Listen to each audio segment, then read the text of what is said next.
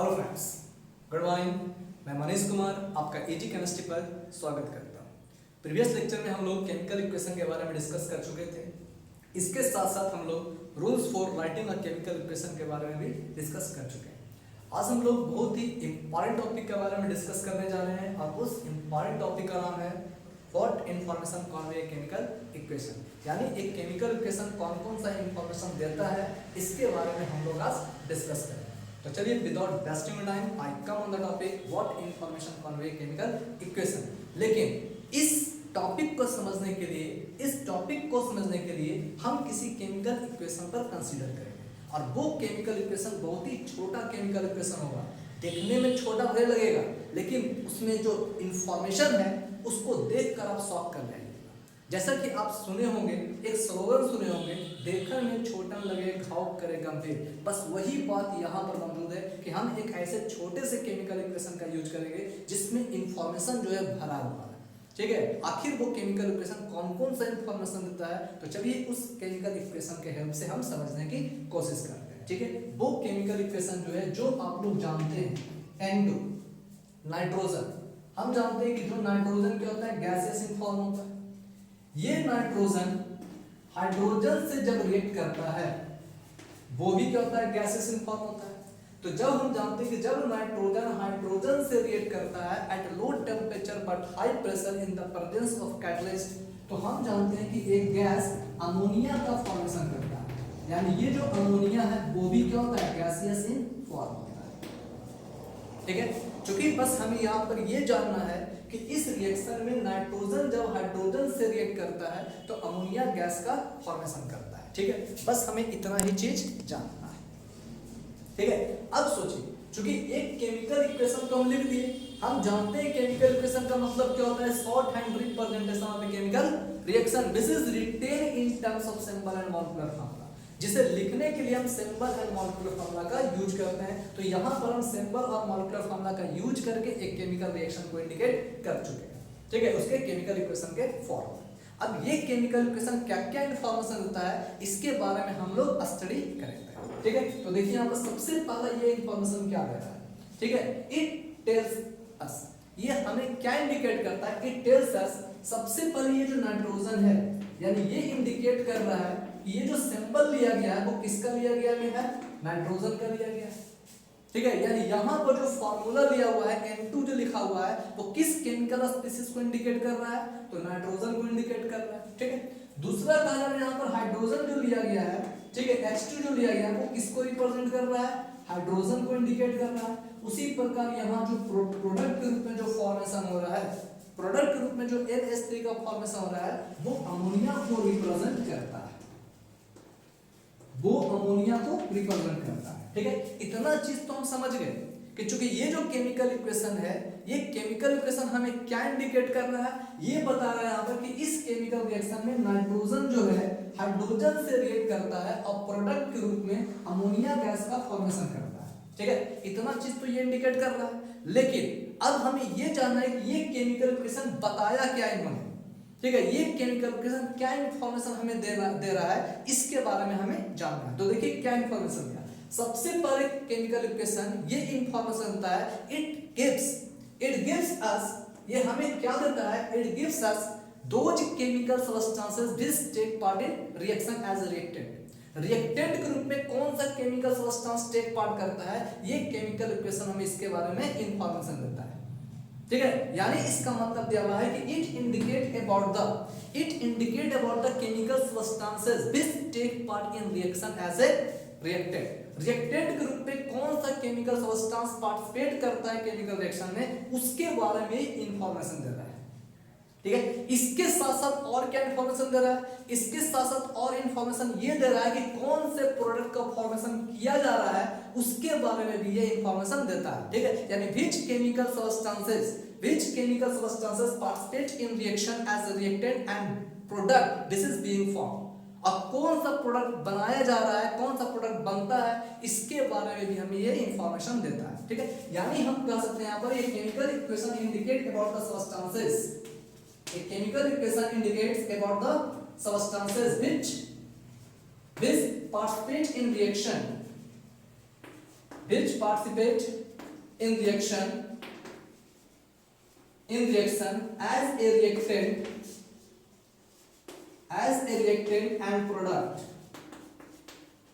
and product which is being formed, जो बन रहा है। ठीक है, यानी केमिकल इक्वेशन का सबसे पहला इंफॉर्मेशन क्या है? सबसे पहला इंफॉर्मेशन ये है कि कौन सा केमिकल सब्सटेंस रिएक्शन में पार्टिसिपेट कर रहा है और कौन सा केमिकल सब्सटेंस प्रोडक्ट के रूप में बन रहा है। ठीक है, इसके बारे में ये इंफॉर्मेशन देता है। ठीक है, दूसरा इंफॉर्मेशन क्या दे रहा है? दूसरा इंफॉर्मेशन यहाँ पर ये दिया जा रहा है कि जो केमिकल सब्सटेंस इस रिएक्शन में पार्टिसिपेट कर रहा है उस केमिकल सब्सटेंस का फार्मूला क्या होगा, सिंबल क्या होगा। यानी इसका मतलब क्या है? Chemical equation also indicate about the symbol and chemical formula, symbol and molecular formula of the chemical substances taking part in reaction. Reaction में जो केमिकल स्पीशीज पार्टिसिपेट कर रहा है, टेकिंग पार्ट कर रहा है, उस केमिकल स्पीशीज का सिंबल क्या होगा, मॉलिक्यूलर फार्मूला क्या होगा, उसको इंडिकेट करने के लिए हम केमिकल इक्वेशन का ही यूज करते हैं। ठीक है, यानी ये केमिकल इक्वेशन आल्सो क्या इंडिकेट कर रहा है? It also indicates about symbol and molecular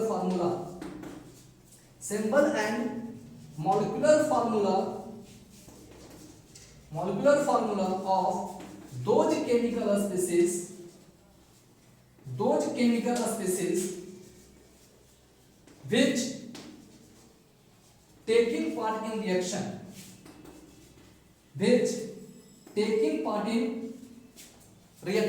यानी रिएक्शन में जो केमिकल सब्सटेंस पार्टिसिपेट कर रहा है उस केमिकल सब्सटेंस का सिंबल क्या होगा, मॉलिक्यूलर फार्मूला क्या होगा, उसको इंडिकेट करने के लिए हम केमिकल इक्वेशन का यूज करते हैं। ठीक है, यानी ये केमिकल इक्वेशन और क्या क्या इंफॉर्मेशन दे रहा है? सबसे पहले कौन सा केमिकल सब्सटेंस रिएक्टेंट के रूप में, प्रोडक्ट के रूप में यूज हो रहा है, और जो सब्सटेंस रिएक्टेंट और प्रोडक्ट के रूप में यूज हो रहा है उसका सिंबल और मॉलिक्यूलर फार्मूला क्या होगा, इसके बारे में भी केमिकल इक्वेशन इंफॉर्मेशन देता है।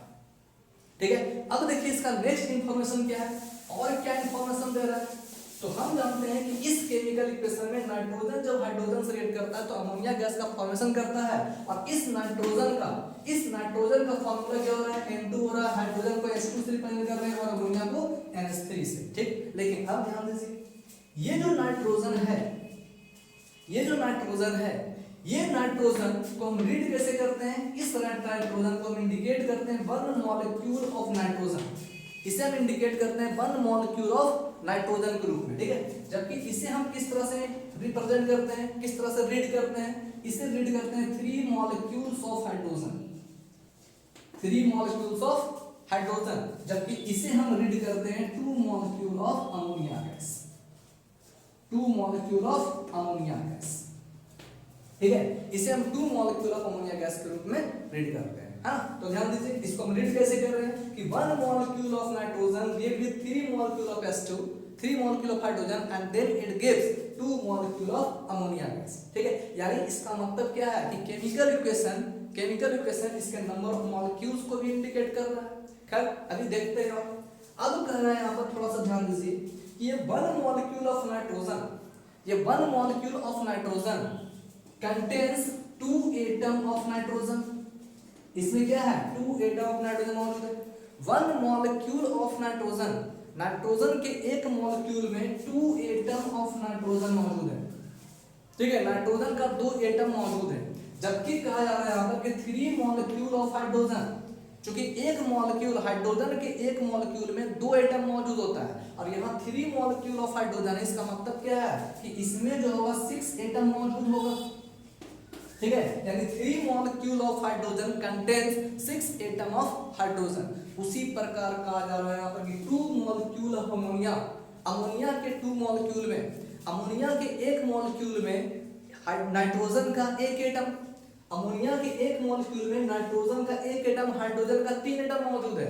यानी इसका मतलब क्या है कि 1 molecule of ammonia is made up of 1 atom of nitrogen and 3 atom of hydrogen. तो चूंकि यहाँ पर अमोनिया का 2 मॉलिक्यूल है, इसलिए हम कह सकते हैं यहाँ पर कि ये जो 2 मॉलिक्यूल ऑफ अमोनिया जो होगा वो 2 atom of nitrogen and 6 atom of hydrogen से मिलकर बना होगा। ठीक है, यानी 2 atom of nitrogen and 6 atom of hydrogen से मिलकर बना होगा। ठीक है, इसके अलावा इसे हम और भी किस तरह से रिप्रेजेंट कर सकते हैं, इसे और भी किस तरह से हम रीड कर सकते हैं। तो यहां कर रहा है कि 1 मोलिक्यूल ऑफ नाइट्रोजन, अब हम इसको और क्या रीड कर रहे हैं, 1 mole of nitrogen, 1 mole of nitrogen. जब इसको मोल के रूप में अगर रिप्रेजेंट करेंगे, जब इसको मोल के रूप में अगर हम इंडिकेट करेंगे, तो इसको हम रीड क्या कैसे करेंगे, 1 मोल ऑफ नाइट्रोजन, तो इसको हम क्या कहेंगे, 3 mole of hydrogen, 3 mole of hydrogen, और ये क्या होगा आपका 2 mole of ammonia, 2 mole of ammonia. यानी इसका मतलब क्या हो गया, chemical equation also indicate that, यानी ये सब आपको क्या रिप्रेजेंट कर रहा है, ये सब आपको रिप्रेजेंट कर रहा है कि a chemical equation also indicates about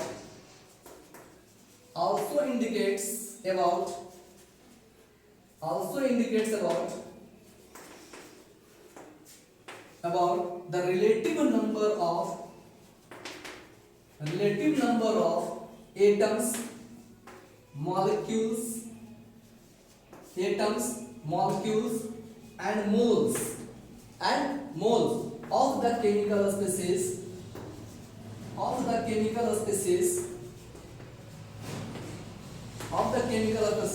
taking part in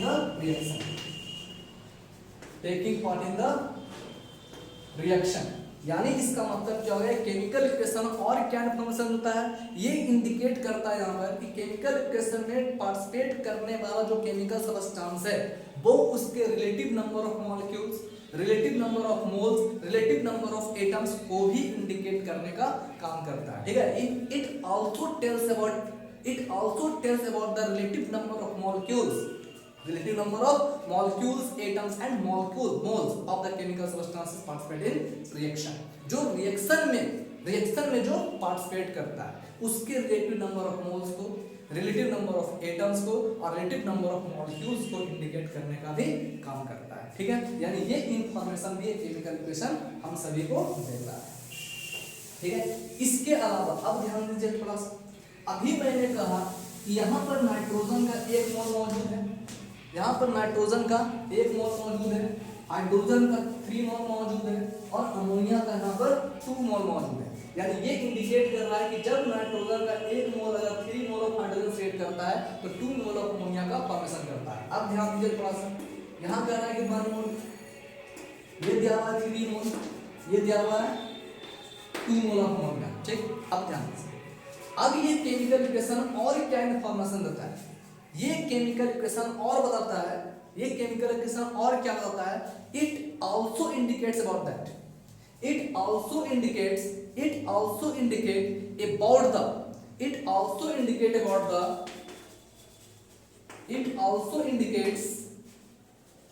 about the relative molar volume of the chemical species taking part in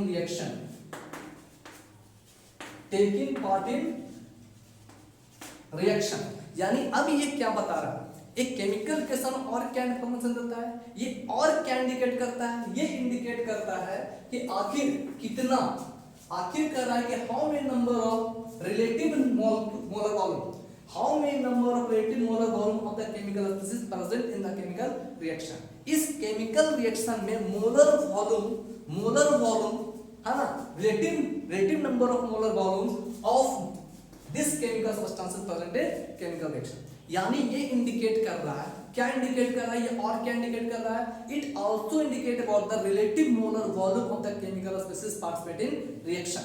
reaction में इस केमिकल सब्सटेंस का मोलर वॉल्यूम कितना है, इसको भी इंडिकेट करने का काम करता है। ठीक है, तो सबसे पहले हम ये जानेंगे कि आखिर मोलर वॉल्यूम कहते किसको, मोलर वॉल्यूम का मतलब क्या होता है। तो ध्यान दीजिए, यहाँ पर ये लिखा हुआ है मोलर वॉल्यूम का मतलब है कि मोल का वॉल्यूम।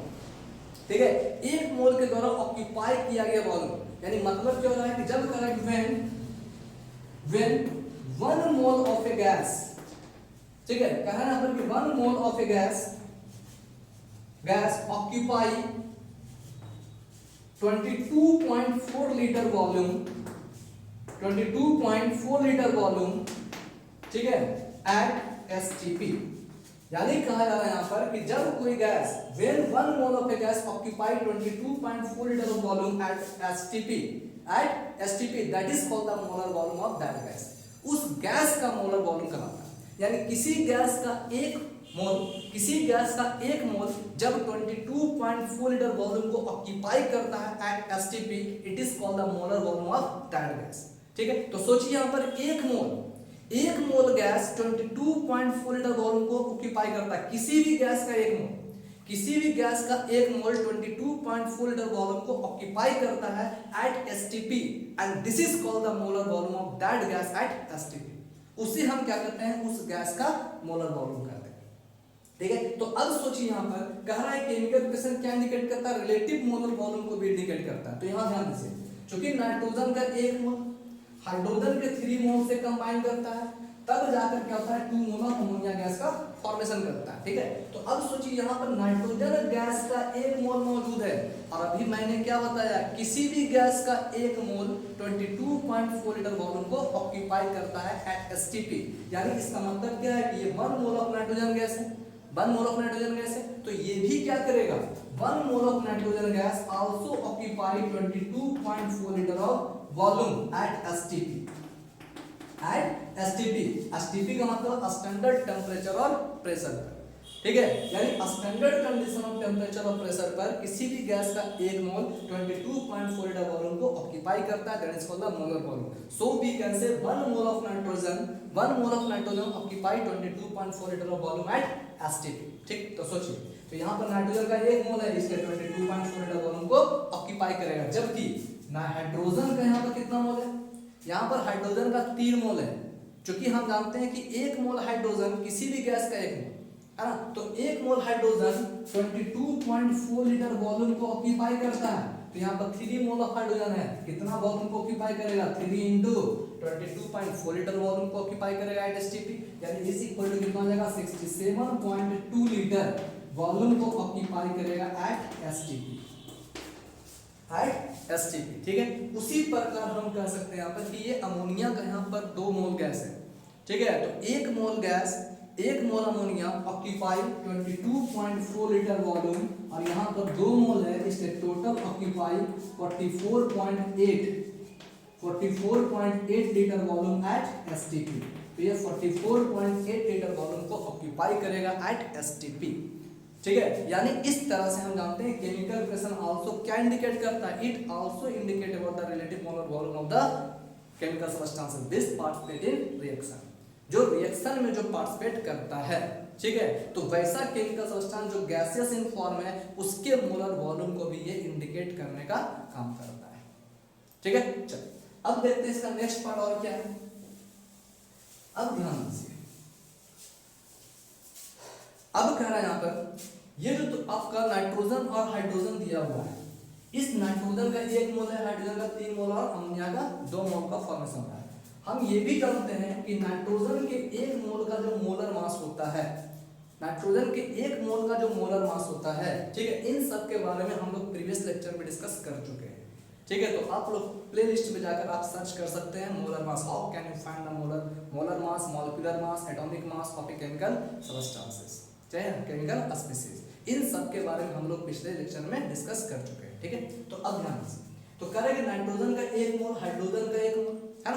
तो अब सोचिए कि नाइट्रोजन के 1 मोल का जो मास होता है, उससे हम क्या करते हैं, मोलर मास करते हैं। ठीक है, तो नाइट्रोजन के 1 मोल का मास कितना होता है, 28 ग्राम होता है, 28 ग्राम। अगर यहाँ पर 28 यूनिट लिखेंगे तो वो क्या होगा, मॉलिक्यूलर मास होगा, मॉलिक्यूलर मास होगा। ठीक है, और इस मॉलिक्यूलर मास को जब हम ग्राम में एक्सप्रेस करते हैं, तो उसी को हम क्या करते हैं, ग्राम मॉलिक्यूलर मास या फिर मोलर मास करते हैं।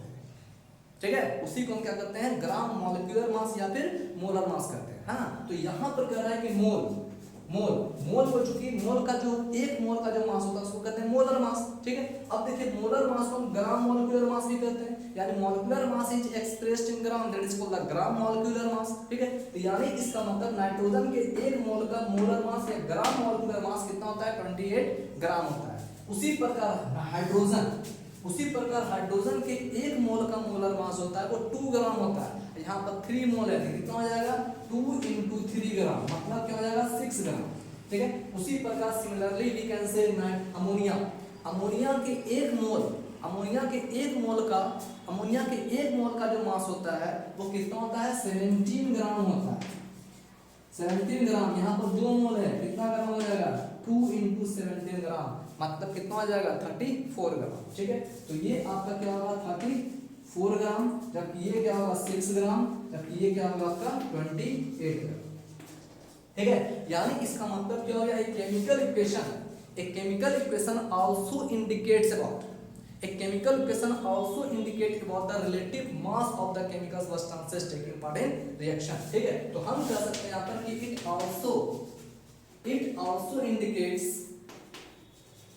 also indicates about relative mass of chemical substances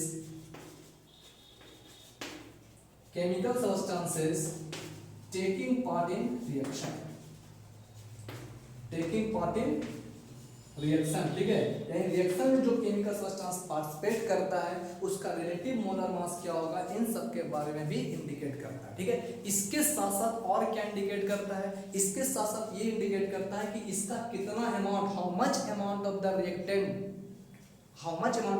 reactant react to each other, reactant का कितना अमाउंट आपस में रिएक्ट करता है और कितना अमाउंट, ठीक है, कितना अमाउंट प्रोडक्ट का फॉर्मेशन हो रहा है, इन सब के बारे में भी ये इंडिकेट करता है। ठीक है, कौन सा सब्सटेंस रिएक्शन में पार्टिसिपेट कर रहा है, कौन सा सब्सटेंस प्रोडक्ट में रिएक्शन में बन रहा है, इन सब के बारे में भी केमिकल इक्वेशन इन्फॉर्म करता है। ठीक है, तो इस तरह से हम समझ सकते हैं यहाँ पर कि केमिकल इक्वेशन हमें बहुत तरह का इंफॉर्मेशन देता है। तो अगर आपसे क्वेश्चन पूछा जा रहा है कि what information Conway chemical equation, तो इस तरह से हम इंडिकेट कर सकते हैं कि ये सब इंफॉर्मेशन जो है केमिकल इक्वेशन हमें देता है। ठीक है, अब इसके बाद हम जो लेक्चर डिस्कस करेंगे वो डिस्कस होगा disadvantage of a chemical equation और advantages of a chemical equation के बारे में हम लोग नेक्स्ट लेक्चर में डिस्कस करेंगे। तब तक के लिए इजी केमिस्ट्री के साथ बने रहें, लेकिन सब्सक्राइब, लाइक और शेयर करना ना भूलें। Thank you.